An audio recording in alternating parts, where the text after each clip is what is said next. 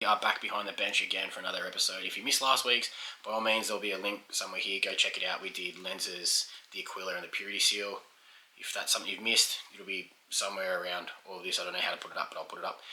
But today we're going to focus on battle damage. If you like box art, do box art. Box art's fine. There's nothing wrong with box art. I like the look of box art, but then I also prefer the look of battle damage, and that's what we're going to focus on today. It's quick, it's easy, it is super simple, and will give your miniature so much more character.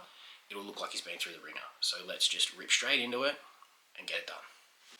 Alright guys, these are the three things you're going to need for battle damage. You're going to need to obviously pick a colour for your base for the battle damage. I always like to go with a dark brown. It's completely up to you what you choose, but this is what I like to use on red specifically. With a sponge and the cool little plastic part that comes from every tip of every paintbrush that you'll buy, you're going to take some of this sponge and this, ram that bad boy in, and it's going to give you a cool little tool that you can use to stipple all over your mini to give you that damage. Alright, so I'll show you how to put this and this together, and then we'll crack straight in to doing the mini. Now what you're going to do, guys, you're going to rip a section of the foam from the block that you've got. You're going to twist the end of this and wedge it down inside your little paint brush protector.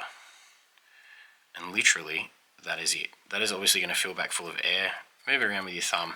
And you're going to see that now you've got an awesome little tool. You can dab on your wet palette, fill full of paint, and tap on your miniature. So what we're going to do now, we're going to take some of this Rhinoxide, I'm going to take my wet palette, we're going to chuck some on the side here, and we're going to do some battle damage. Now that you've got your paint on your wet palette, you're going to take this part of the sponge, you're going to dip that in your brown, or whatever colour you've chosen.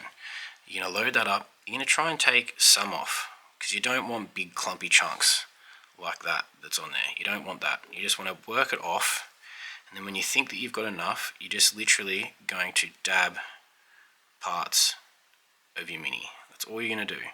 Pick the edges where you think would catch damage, work it around, and that's literally it.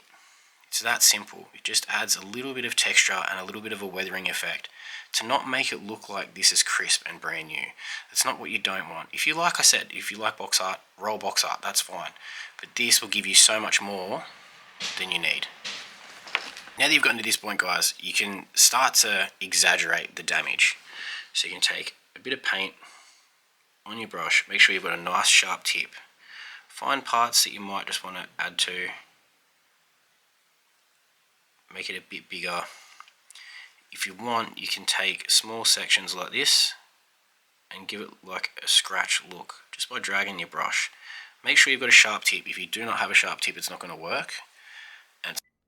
Alright guys, for some reason, I don't know why, but the audio file got corrupted and there was no audio for this part.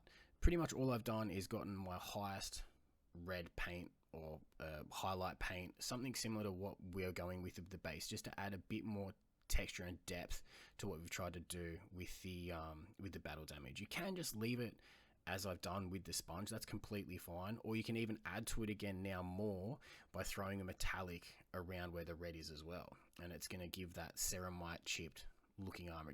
It purely depends on how far you want to push it, but it definitely adds a lot more depth and a lot more character to your mini.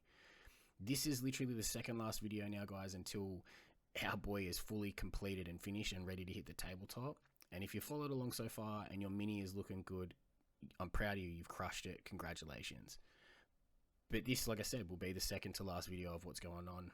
Where the channel goes from there, I don't know, but we can only hope and wait to see where it goes. As always, guys, be fearless, paint fearlessly, and I will see you all again soon.